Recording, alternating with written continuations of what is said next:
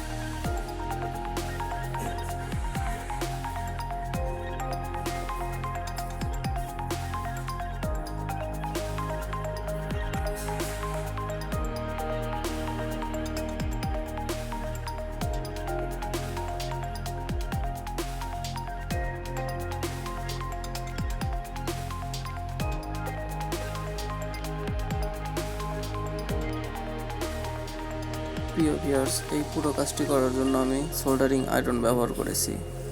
হ্যাঁ, আপনারাও soldering iron ব্যবহার করবেন, এখানে কোনো হট গান ব্যবহার করা যাবে না। আর প্রিয় বন্ধুরা, আমার এই ভিডিওটি আপনাদের কাছে কেমন লেগেছে অবশ্যই ভালো লাগলে কমেন্টে জানাবেন। আজ এতটুকুই, দেখা হচ্ছে আগামী কোনো নতুন ভিডিওতে। সবাই ভালো থাকবেন, সুস্থ থাকবেন সেই কামনায় আজকের মতো বিদায় নিচ্ছি। খোদা হাফেজ।